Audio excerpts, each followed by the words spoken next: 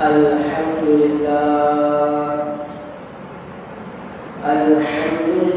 wa kafa wa salamun ala ibadihi alladhina istafa.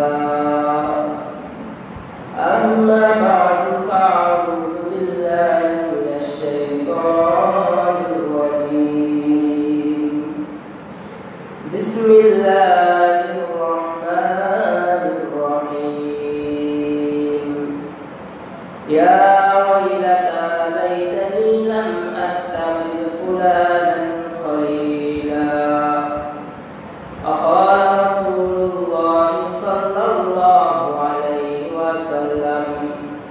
المرء مع من أحب أو كما قال عليه الصلاة والسلام إن الله ملائكته يصلون على النبي يا أيها الذين آمنوا صلوا عليه وسلموا تسليما اللهم صل على محمد وعلى آل محمد كما صليت على إبراهيم وعلى آل إبراهيم إنك حميد مجيد اللهم بارك على محمد وعلى آل محمد كما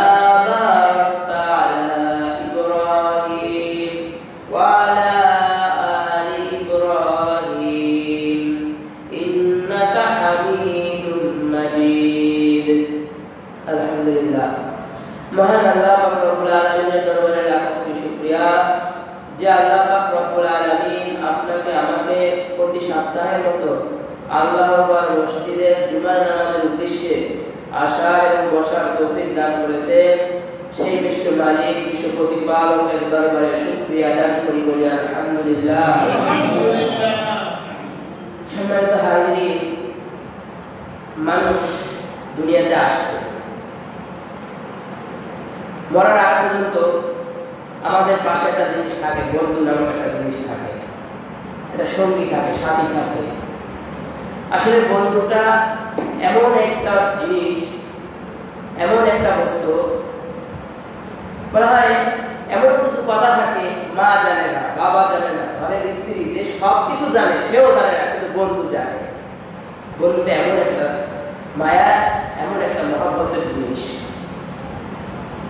আসলে বন্ধুর প্রয়োজনও আছে, কারণ বন্ধু নাই এমন কেউ নাই। হয়তো বন্ধু ডাকে না, ভাই ডাকে, কিন্তু বন্ধুই হয়। বিভিন্ন রকমের বিভিন্নভাবেই আমাদের বন্ধু বান্ধব থাকে, কিন্তু সেই বন্ধুটাও বন্ধুর মতো হতে হবে। কিরকম বন্ধু যাচাই করবে? কোরআন বলে কুনু মা'আস সাদিকিন, নেককারদের সাথে থাকো, নেক সান্নিধ্য গ্রহণ করো বা সত্যবাদীদের সাথে থাকো। মানে বন্ধুটা ভালো হতে হবে, আমলি হতে হবে, নামাজি হতে হবে, রোজাদার হতে হবে, সত্যবাদী হতে হবে। ইহুদি খ্রিস্টান বন্ধু হতে পারবে না। ইহুদি খ্রিস্টানের গলায় হাত দিয়ে হাঁটা যাবে না। এই কথা বললে আপনি বলতে পারেন যে হুজুর ইহুদি খ্রিস্টান এদেরকে কি দাওয়াত দিব না? না, তাদের দাওয়াত দেওয়ার জন্য আলাদা লোক আছে। আপনি দাওয়াত দিতে যাবেন, আপনি তার মুসলমান বানাবেন, আপনি যে খ্রিস্টান হবেন না তার গ্যারান্টি কি? আসলে একটা ঘটনা আছে, কুকুরের মাসালা আছে। কুকুর যদি ভিজা অবস্থায় বা কুকুরের লালা যদি গায়ে লাগে বা কোনো পাত্রে যদি কুকুর মুখ দেয়, তাহলে কি করে? ওই পাত্রটা 7 বার ধুতে হয়। হাদিস বলে প্রথমবার বা শেষবার মাটিতে ধুতে হয়। কতটা হিংস্র এবং কতটা নাপাক করে হাদিস এই কথা বলে যে 7 বার ধুতে হবে। কিছু কিছু জ্ঞানী লোক বের হয়েছে, এবার এরা বলবে যে আল্লাহ এটাকে সৃষ্টি করছে, আল্লাহ এটাকে সৃষ্টি করছে, কিন্তু এটার ব্যবহার কি আল্লাহ শিখিয়ে দিয়েছে, আবার সেই ব্যবহার আমার মানতে হবে। এই নাপাক একটা প্রাণী কুকুর নাপাক প্রাণী, সেজন্য কি তাকে মারতে বলা হয়েছে? যে তাকে যেখানে দেখবেন সেখানেই মারবেন? না, কারণ হাদিসের ভিতর ঘটনা আছে, একটা বেশ্যা মহিলা, বাজারি মহিলা পথ চলতেছে, দেখে এটা ক্ষুধার্ত পিপাসিত কুকুর বসে আছে, কুকুরের জিহ্বা বের হয়ে গেছে। ওই মহিলা বুঝতে পারছে যে এই কুকুর এখন পানিটা খেলে মারা যাবে।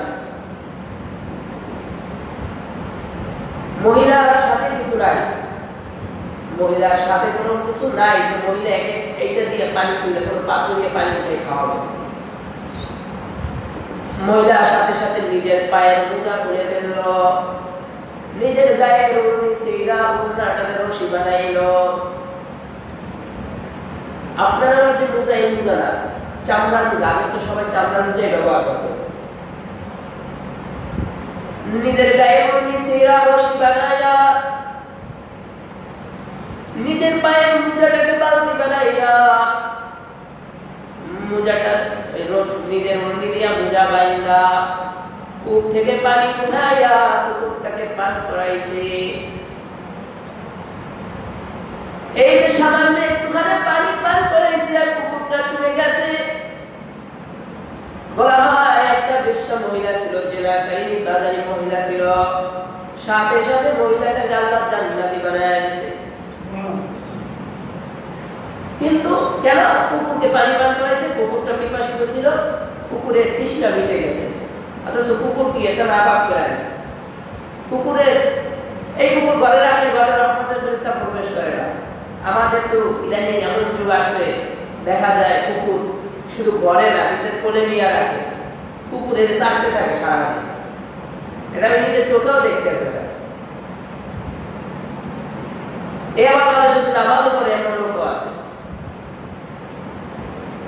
না। এইটা নাপাক প্রাণী, যেমন কুকুরকে কোলে নেওয়া যায় না, কিন্তু কুকুরের উপরে মানবতা করা যায়। কারণ মহিলা কি করছে? মানবতা করছে, সমাজতা করেছে, সেই জন্য আল্লাহ মহিলাকে জান্নাতি বানায় দিয়েছে।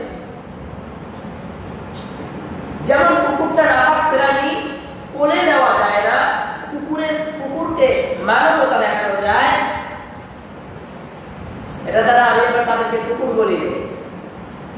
ঠিক আমার বন্ধু আমি তাদেরকে বানাবো, বন্ধুটাও ভালো হতে হবে। ইহুদি খ্রিস্টানকে বন্ধু বানানো যাবে না, বদমাশ লম্পট লুচ্চা এগুলোর বন্ধু বানানো যাবে না। তবে হ্যাঁ, যদি তাদেরকে দাওয়াত দিব না, দাওয়াত দেন, আপনি নিজে আবার ধ্বংস হয়ে যায় না। বলায় হাত দিয়ে হাঁটা যাবে না ইহুদি খ্রিস্টানে। বলা হয় বন্ধু যেমন হবে আপনি সেরকমই হয়ে যাবেন। এই জন্য বন্ধু বানানোর ক্ষেত্রে খুবই সতর্ক থাকা উচিত। ইহুদি খ্রিস্টানকে আপনি উপকার করেন, সে বিপদে পড়েছে, তাকে আপনি টাকা ধার দেন, সে রাস্তায় পথে ঘাটে বিপদে পড়েছে, আপনি তাকে উপকার করেন, সমস্যা নাই, এটা আপনি সওয়াবও পাবেন। এটা হলো মানবতা। কোন আপনার পাশে কোনো হিন্দু ফ্যামিলি আছে, খ্রিস্টান ফ্যামিলি আছে, তার ঘরে পা খায় নাই, আপনি খানা দেন, নিষেধ নাই, তাহলে এটা আপনার মানবতা হইতেছে, মানবতা হইতেছে, সমাজ রক্ষা হইতেছে, আপনি সওয়াব পাইতেছেন।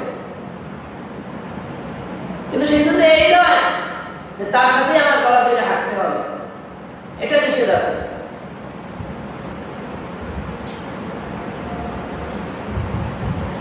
কোরআনের মধ্যে ঘটনা আসলে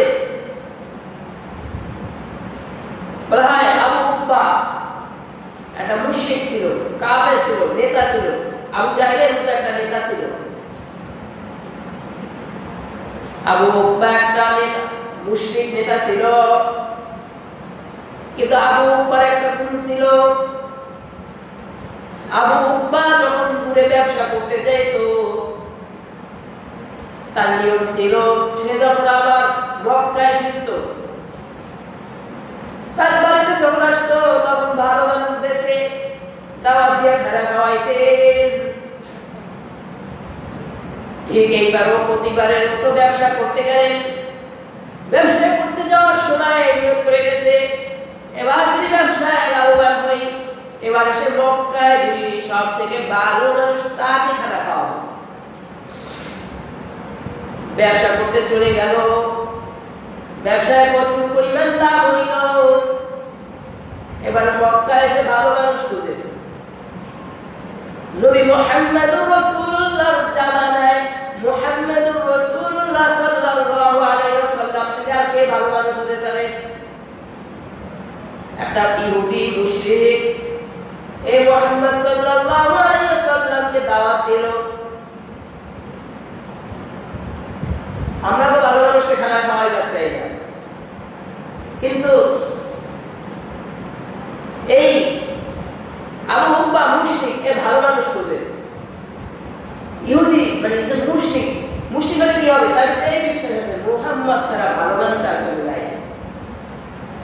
মুহাম্মদুর রাসূলুল্লাহ সাল্লাল্লাহু আলাইহি ওয়াসাল্লামকে বলতেছে, হে মুহাম্মদ, আপনি আপনার দল দিয়া অমুক দিন দুপুরে আমার বাসায় খানা খাবে। আল্লাহ রাসূল দাওয়াত গ্রহণ করলেন। তাই মতো নবী মুহাম্মদুর রাসূলুল্লাহ সাল্লাল্লাহু আলাইহি ওয়াসাল্লাম আবুবকর বাড়িতে উপস্থিত হইলেন। খানার মজলিস প্রস্তুতি হয়ে গেল। নবী মুহাম্মদুর রাসূলুল্লাহ সাল্লাল্লাহু আলাইহি ওয়াসাল্লাম লুকমা দিল। আর এই দিকে আল্লাহ খুশি হয়ে গেছে যে আমার হাবিবকে খানা খাওয়াইতেছে। মুহাম্মদ সাল্লাল্লাহু আলাইহি ওয়াসাল্লাম খানা লুকমা দিয়ে বলে, আব্বা পেট পূজারি আমি করি না, তুমি খানা খাওয়াবা, আমি তোমার বাড়ির খানা খেয়ে চলে যাব। যতক্ষণ পর্যন্ত তুমি ইসলাম গ্রহণ না করবা ততক্ষণ পর্যন্ত তোমার খানা আমি খাবো না। আমি আমার সাহাবায়ে কেরাম নিয়ে চলে যাব। আবু হুব্বা বলে, এ মুহাম্মদ, আপনি একটা দলের নেতা, এমন করে কথা কেন বলেন? আমি সাক্ষী দিচ্ছি আপনি আল্লাহর রাসূল। আমি কালিমা বললাম, লা ইলাহা ইল্লাল্লাহ মুহাম্মাদুর রাসূলুল্লাহ। সারা আলমের হাতে হাত রেখে মুসলমান হয়েছে, কত ভাগ্যবান। যাকে একবার দেখলে জান্নাত পাওয়া যায়, এমন মানুষের হাতটা ধরে মুসলমান হয়েছে। ওইটা একজন নেতা ছিল। নেতা হওয়ার কারণে সাংবাদিকরা মুহূর্তের মধ্যে খবর ছড়াই দিতেছে, এ জানো জানো মক্কার মুশরিক আবু হুব্বা মুসলমান হয়েছে, ইসলাম ধর্ম গ্রহণ করেছে, মুসলমান হয়ে গেছে। এটা ছড়াই দিছে। আবু হুব্বার একটা বন্ধু ছিল উমাইয়া ইবনে খালাফ। এই উমাইয়া ইবনে খালাফ ছিল মুশরিকদের সর্দার। সকালবেলা যখন আবু হুব্বা উমাইয়া ইবনে খালাফের কাছে চলে গেল,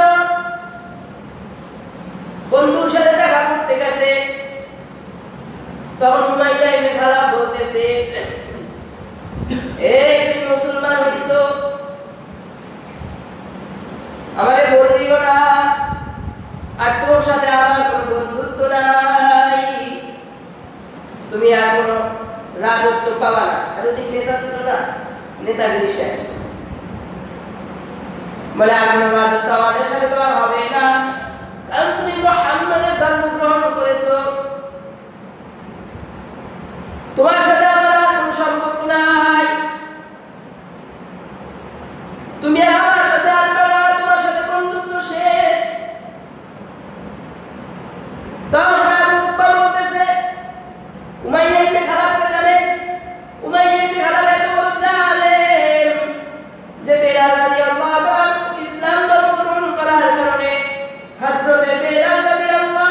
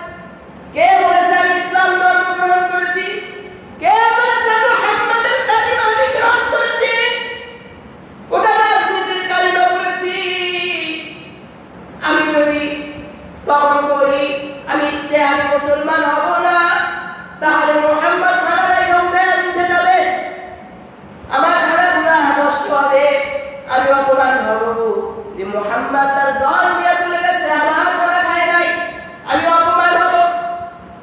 আমি রাজনীতির কালেমা পড়েছি, মুহাম্মদকে খানা খাওয়ানোর জন্য আমি কালেমা পড়েছি। কিয়ামত পর্যন্ত কিছু লোক থাকবে, এরাও রাজনীতির জন্য টুপি মাথায় দিবে, এরাও রাজনীতির জন্য পাঞ্জাবি গায়ে দিবে। রাজনীতি নির্বাচন আসলে মাথায় টুপি দেখা যায়, নির্বাচন আসলে গায়ে পাঞ্জাবি দেখা যাবে, আর আরেকদেরকে গালি দেয় ধর্ম ব্যবসায়ী। প্রকৃত ধর্ম ব্যবসায়ী কারা? যারা নির্বাচন আসলে টুপি মাথায় দেয়, উজু করতে জানে না, নির্বাচন শেষ মাথার টুপিও শেষ হয়ে যায়, নির্বাচন শেষ গায়ে পাঞ্জাবিও শেষ হয়ে যায়, এরপরে আবার ফতোয়া দেয় নামাজ পড়তে টুপি লাগে নাকি। কেমন পর্যন্ত এমন কিছু আবুবা থাকবে, এরা বিভিন্ন জায়গায় দাঁড়ায় বলবে লা ইলাহা ইল্লাল্লাহ মুহাম্মাদুর রাসূলুল্লাহ কালিমা পড়বে, ভোটের কালিমা পড়বে, প্রকৃত কালিমা পড়বে না, টুপি দিবে, পাঞ্জাবি দিবে, রিবাজকারী হবে, কারণ তখন তো তাকে আব্দুল কাদের জিলানী শাস্তি হবে, আর নাইলে তো জনগণ তাকে ভোট দিবে না। এটা করবে যেভাবে আবু হুরায়রা বলতেছে, আমি রাজনীতির কালেমা করেছি, মুহাম্মদকে খানা খাওয়ানোর কালেমা করেছি। ঠিক আবু হুরায়রা কথা বললে ওইটা খারাপ বলে, তুমি যে সত্য কালিমা পড়ো নাই, তুমি যে মিথ্যা কালিমা পড়েছো, এটা কুরবান দেওয়া লাগবে। মানে কি কুরবান? বলে কুরবানটা এইভাবে দিতে হবে, যেই মুখ দিয়ে কালিমা পড়েছো, যেই মুখ দিয়ে মুহাম্মদুর রাসূলুল্লাহ সাল্লাল্লাহু আলাইহি ওয়াসাল্লামের সামনে বসে পড়েছো লা ইলাহা ইল্লাল্লাহ মুহাম্মাদুর রাসূলুল্লাহ, ওই মুখ দিয়ে মুহাম্মাদের চেহারার উপরে থুতু নিক্ষেপ করবা। নাউযুবিল্লাহ বলেন। কত জানেন যে সালাতু আলান নবী মুহাম্মাদুর রাসূলুল্লাহ সাল্লাল্লাহু আলাইহি ওয়াসাল্লামের চেহারায় থুতু নিক্ষেপ করতে বলে। আর এটাও বা কেমন জানেন? কালেমা পড়েছে, আবার বলে হে আমি রাজি। কার চেহারায় থুতু মারবে?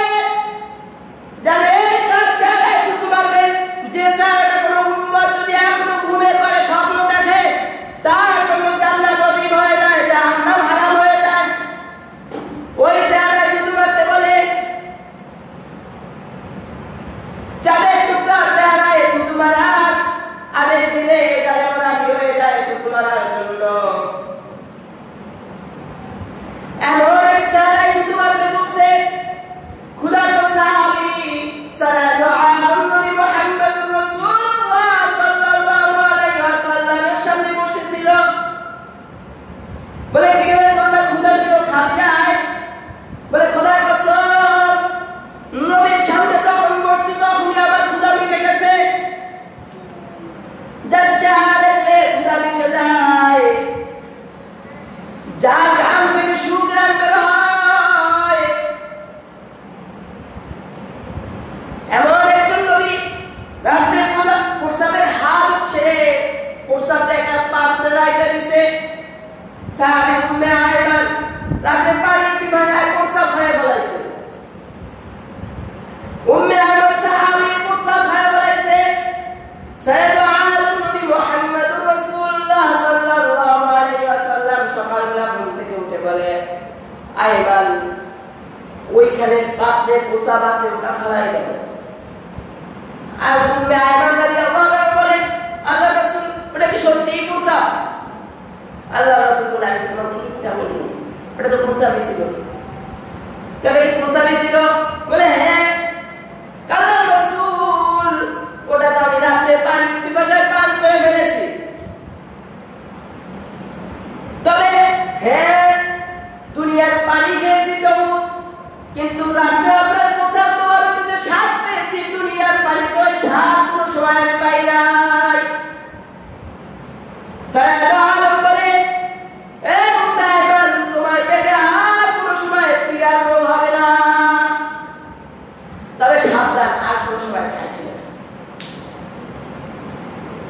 ভুল করে খেয়ে ফেলেছে। আর যার পোশাক তোমার কেন ভর্তিল সে লোকটা কেমন,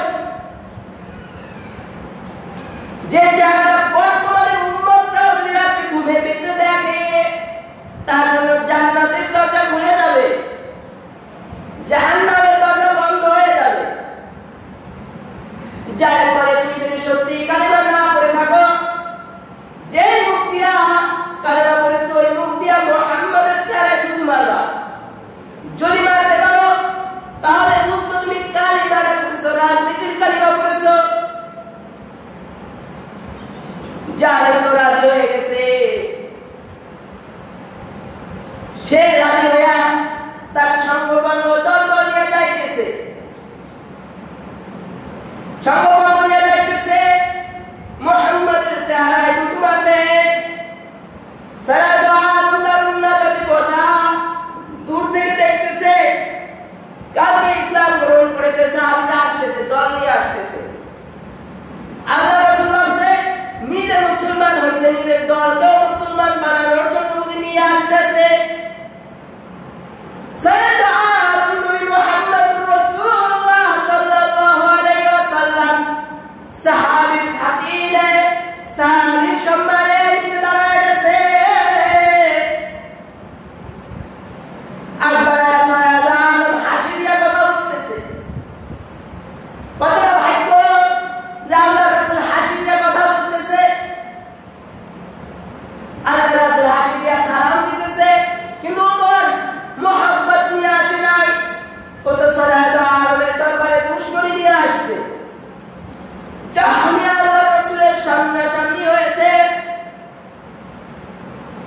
সাইয়েদ আলমের চেহারায় থুতু নিক্ষেপ করছে। নাউজুবিল্লাহ, আল্লাহ ধরে বলেন নাউজুবিল্লাহ। সাইয়েদ আলমের চেহারায় থুতু নিক্ষেপ করবে, আল্লাহ রাসূলের দিলটা পাইটা টুকরা টুকরা হয়ে গেছে। আল্লাহ রাসূলের চোখ থেকে পানি ঝরতেছে। হায় রে, কালকে না জান্নাতের মালিক হইলি, আজকে জান্নাতটা ফিকা করে ফেলাই দিলি। আল্লাহ রাসূল কাঁদতেছে। তখন জিবরাইল আলাইহিস সালাম আয়াত নিয়ে আসছে, ইয়া ওয়াইলাতা লাইতানি লাম আত্তাখিয ফুলানান খলিলা, ইয়া ওয়াইলাতা লাইতানি লাম আত্তাখিয ফুলানান খলিলা। কোরআনে বর্ণিত ঘটনা হবে একটা, কিন্তু আসামি হবে অনেক। কারণ কোরআনের বর্ণিত, কোরআনে যা আসবে ঘটনা এটা একটা, কিন্তু কিয়ামত পর্যন্ত এই আবু উকবার মতো যারা সেম কাহিনী করবে, সেম কাজ করবে, একই কাজ করবে, তারা আবু উকবার মতো একই শিকলে বান্দা জাহান্নামে থাকবে। কোরআন আয়াত নাযিল হয়ে গেছে যে জালেম হাসরের ময়দানে দাঁড়ায় বলবে, হায় আমার দুর্ভাগ্য রে, কি করলাম আমি যদি মুখে বন্ধু রূপে গ্রহণ না করে আমি যদি মুহাম্মদকে বন্ধু বানাইতাম।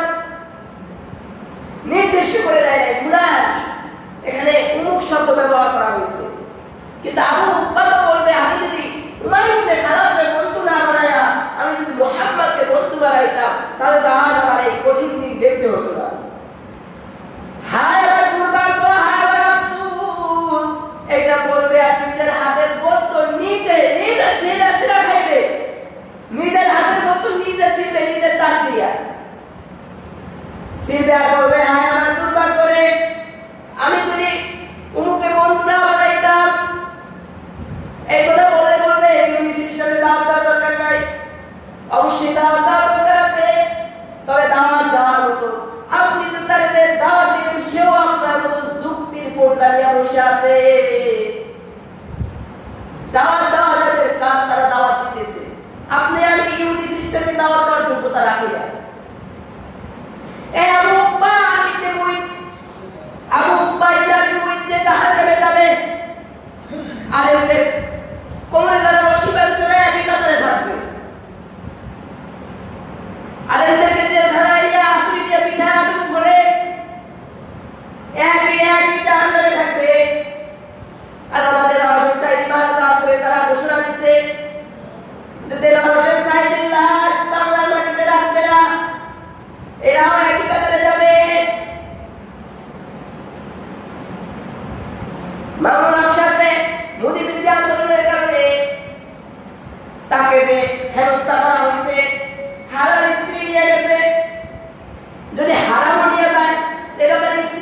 নিয়েও যায়, এটা নিয়ে এত তোলপাড় করলে। আর যখন নায়িকা বুবলি আর অপু বিশ্বাস এক বছরের একটা বাচ্চা নিয়ে দাঁড়াইলো, যেটা বাবা সাকিব খান, এটা নিয়ে তো মিডিয়া কোনো তোলপাড় করে নাই। আলেমদের কোমরে গরুর রশি বাঁধা হয়েছিল, আমরা এটা করি বলি জেলখানা থেকে বের হয়, হাতে লেখা থাকে ডোন্ট লাভ মি দিস। বলবেন আপনিও সিনেন মুসলমানদের, আরে এটা তো পত্রিকার খবরই। নর্তকীদের সম্মান আছে, আলেমদের সম্মান নাই। এই যারা নর্তকীদের সম্মান করছে, আলেমদের সম্মান করে নাই। আবু উকবা যেভাবে দুনিয়াও নষ্ট হয়ে গেছে, বরবাদ হয়ে গেছে, আখিরাতও নষ্ট হয়ে গেছে। যারা করছে এতদিন আলেমদের বেইজ্জতি, তাদের দুনিয়া কেমন হয়েছে দেখছেন আপনারা। বিভিন্ন আলেমদেরকে সঠিক কথা, কোরআন হাদিসের কথা বলার জন্য যে বন্দী রাখা হয়েছে, মাসের পরে মাস, বছরকে বছর জেলে যাচ্ছে। দেলাওয়ার হোসেন সাঈদী কতদিন জেলে ছিল? একদিন দুই দিন। জসিমউদ্দিন রহমানী কতদিন জেলে ছিল? বছরকে বছর জেলে থেকেছে সঠিক কথাগুলো তুলে ধরার জন্য। কিন্তু অন্যায় করার পরও অনেক নর্তকী পার পেয়েছে, এটা আমরা দেখেছি। কিছু মানুষ আবার জান্নাতে যেতে থাকবে, কোরআন বাধা দিবে। সায়াদা আলমের উম্মাত, ইমানদার উম্মাত, নামাজি উম্মাত জান্নাতে যাবে, সায়াদা আলম বাধা দিবে। জান্নাতের উম্মাত ঠিকই, কিন্তু এটা জান্নাতে দিবেন না। ওই কোরআন লেখা আসছিলাম, কোরআন মানে নাই, কোরআন অনুযায়ী চলে নাই, আল্লাহ রাসূল বাধা দিবে। জান্নাতে চলে যাবে, ওই মুহূর্তে কোরআন এসে বাধা দিবে। আপনি বলবেন আমি তো নামাজ পড়ছি, কোরআন পড়ছি। আপনি কোরআন পড়ছেন, কিন্তু কোরআনটা সঠিক জায়গায় ব্যবহার করেন নাই। কোরআন পড়ছেন, কোরআনের উপর আমল করেন নাই। কোরআন পড়েছেন, কোরআন দিয়া ঘর চালান নাই। কোরআন পড়েছেন, কোরআন দিয়া সংসার চালান নাই। বলছিলেন শরিয়া আইনে বিশ্বাস করি না, এই কথা বলছেন, তো কোরআন আপনার বিরুদ্ধে দাঁড়াবে। কোরআন আমাদেরকে অপমান করলে কোরআন আপনার বিরুদ্ধে দাঁড়ায় যাবে। গেল মাসে একটা ভিডিও দেখছি, একটা কোরআন রাত্রিবেলা ইমাম সাহেবের রুমে গিয়ে ইমাম সাহেবের বউরে বলে আপনার মুখ খুলেন, মুখটা দেখি। কোন পর্যায়ে গেলে এত দূর যেতে পারে জালে। এরাও আবু উকবা ইবনে মুইতের কাতারে দাঁড়াবে, এক সিপারে থাকবে। এরা যারা আলেমদের সাথে বেয়াদবি করবে, এরা কারণ যে এখন আলেমকে পেয়ে বেয়াদবি করতেছে, তো সায়াদা আলেমকে পাইলেও বেয়াদবি করতে এতে সন্দেহ নেই। আর এক দলকে জাহান্নামে পাঠাবে কোরআন, কারা জানে?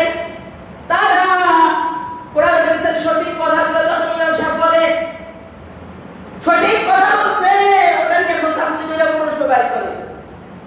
এদের প্রধান করা হবে, কোরআন বলবে সঠিক কথা আপনার কানে গেছে, আপনি এটা নিয়ে আপনার যুক্তি দিয়ে প্রশ্ন বের করছিলেন, যা জাহান্নামে যান, জান্নাত আপনার না। আল্লাহ রাসূল এমন লোকদেরকে আল্লাহ রাসূল হাসরের ময়দানে বলেন, আল্লাহ এটা আমার উম্মাত, এটার কাছে আমি কোরআন এবং হাদিস রাখছিলাম, কিন্তু কোরআন হাদিস অনুযায়ী এটা চলে নাই, এটাকে আপনি জাহান্নামে পাঠাই দেন। একবার চিন্তা করেন, যার হাউজে কাউসার না হলে জান্নাতে যেতে পারবেন না, ওই লোকটা আপনার বিরুদ্ধে যদি দাঁড়ায় সাক্ষী দেয়, আপনার অবস্থা কি হবে? এই জন্য বাইরে দুনিয়ায় আসছেন, আপনার বন্ধু কেমন হবে? যদি আপনার বন্ধু মুশরিক হয়, আপনাকে মুশরিক বানায় ফেলবে। আপনার বন্ধু যদি খ্রিস্টান হয়, আপনাকে খ্রিস্টান বানায় ফেলবে। আপনার বন্ধু যদি হিন্দু হয়, আপনাকে হিন্দু বানায় ফেলবে। আপনার বন্ধু যদি বিড়িখোর হয়, আপনাকে বিড়িখোর বানাবে। আপনার বন্ধু যদি গাঁজাখোর হয়, আপনাকে গাঁজাখোর বানাবে। এই জন্য বন্ধু খুঁজতে হবে নামাজি, যার চেহারা দেখলে আল্লাহর কথা স্মরণ হয়, যার চেহারা দেখলে নবীর কথা স্মরণ হয়।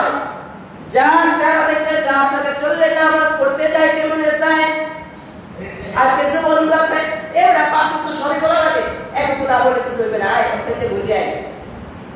এই বন্ধুর সাথে চলা যাবে না, 30 রোজা সবই রাখা যাবে, 2-1টা বাদ দিলেও সমস্যা নাই, বয়স অল্প আছে। এই বন্ধু আপনার জাহান্নামে নিয়ে যাবে। কোন বন্ধু আপনাকে মিথ্যা বলা শেখাবে, ওই বন্ধু আপনার ত্যাগ করতে হবে, সত্যবাদী বন্ধুর সাথে থাকতে হবে। যে বন্ধু নামাজ পড়ে সত্য বলে, হালাল খায়, হারাম খায় না, আয় বন্ধু আমিও অমুক জায়গা অমুক গাছের ডাল ছিঁড়ে দিই, তুই আয় আমার একটু সহযোগিতা কর, তা আপনিও হারাম খাইতেন বন্ধুর সাথে। এই জন্য বন্ধু যাকে বানাবেন, বিশাল বিকাশ করে বন্ধু বানাইবেন, নিজের ঈমান বিসর্জন দিয়ে না, কোরআনওয়ালাদেরকে বন্ধু বানাইবেন, ওলামায়ে কেরামকে সম্মান করিবেন। ইন্নাল উলামা ওয়ারাসাতুল আমবিয়া, পয়গম্বরী আলেমগণের উত্তরসূরি, আলেমগণই পয়গম্বরের উত্তরসূরি। এই জন্য যাহারে নবী তো পাই নাই, নবীর মাথায় টুপি থাকতো, নবীর গায়ে পাঞ্জাবি থাকতো, নবীর মুখে দাড়ি থাকতো, নবী কোরআনের কথা বলতো, নবী উম্মতকে হালাল হারাম শিখাইতো। যারা আমাদেরকে সত্য মিথ্যা হালাল হারাম এগুলোর পার্থক্য শিখায়, তাদেরকে বন্ধু বানায়। হাসরের ময়দানে বলতে পারবো, ইয়া রাসূলুল্লাহ, ইয়া হাবিবাল্লাহ, আপনাকে পাই নাই, কিন্তু আপনার কাজ যারা করছে তাদেরকে মুহাব্বত করেছি। এই কারণে বলা হয় বাপ পাইতে পারেন, বলা হয় আল উমা আমান আহাব্বা, যার সাথে তার মুহাব্বত তার সাথে তার কিয়ামত। আপনার মুহাব্বত যদি হয় গামজা করে লাগে, আপনার হাসরও গামজা করে লাগে। আপনার মুহাব্বত যদি হয় কুরআনের সাথে, আপনার হাসর হবে কুরআনের সাথে। আপনার মুহাব্বত যদি হয় মুদির সাথে, আপনার হাসর হবে মুদির সাথে। আপনার হাসর মুহাব্বত যদি হয় ডোনাল্ড ট্রাম্পের সাথে, হাসরটা হবে ডোনাল্ড ট্রাম্পের সাথে। রাজনীতির কথাটা একটা, মুহাব্বত কারে করবেন এটা বুঝাইতেছি আমি। যাদেরকে মুহাব্বত করবে তার সাথে আপনার হাসর হবে। এই জন্য কোরআনওয়ালা যারা আপনাদেরকে কোরআনের সঠিক বিষয়গুলো বুঝায়, এদেরকে সঠিকভাবে মুহাব্বত করবে। কোন কাউল ফালে করে কোন মানুষের, কোন ইহুদি খ্রিস্টানের দালালের চক্রান্তে পইরা ইমাম সাহেব গালি দেন না, আপনারা দেন নাই, আবার আর কি বিভিন্ন জায়গায় দেয়, সেই জন্য বললাম দিবেন না। কারণ ইমাম সাহেব যদি নামাজ পড়েন, আপনার নামাজের দায়িত্ব ইমাম সাহেব নিতেছে, আপনার এই নামাজের জন্য হিসাব দেওয়া লাগে না। আপনি এই বেটার এই বেচারা মানে বিভিন্ন জায়গায় চলে এগুলো, এই বেচারা সমালোচনা করে, কতটা মানে নিচু মনে হলে এই কাজগুলো করে। যে কথাগুলো বলছি এর উপরে আল্লাহ তাআলা আমাদেরকে আমল করার তৌফিক দান করুন, এবং উম্মতের উলামায়ে কেরাম আপনি যে দল করেন আলেমদেরকে সম্মান করবেন। আপনি চরমরাই করেন, জামাত করেন, হেফাজত করেন, যা করেন সেটা আপনার এখতিয়ার, আওয়ামী করেন, বিএনপি করেন, যা করেন, কিন্তু দলের স্বার্থে গিয়ে কিন্তু উম্মতের উলামায়ে কেরামকে গালি দিবেন না। আগে আপনার ঈমান, এই উলামায়ে কেরাম আপনার সুপারিশ করবে, যেভাবে আল্লাহ রাসূল সুপারিশ করবে উলামায়ে কেরামও সুপারিশ করবে। তো আপনি যদি তার সাথে বেয়াদবি করেন, সে হাসরের ময়দানে আপনার সাথে দাঁড়াবে না, যার সাথে বেয়াদবি করছেন। এই জন্য উলামায়ে কেরামকে সম্মান করবেন। কোন দলে বা কোন নেতা হাতে করে উলামায়ে কেরামকে কখনো গালি দিবেন না, গালি দিবেন না। আল্লাহ তাআলা যে কথাগুলো বলা হয়েছে তা আমল করার তৌফিক দান করুন। আমিন। আখির দাওয়ানা আলহামদুলিল্লাহি রাব্বিল আলামিন।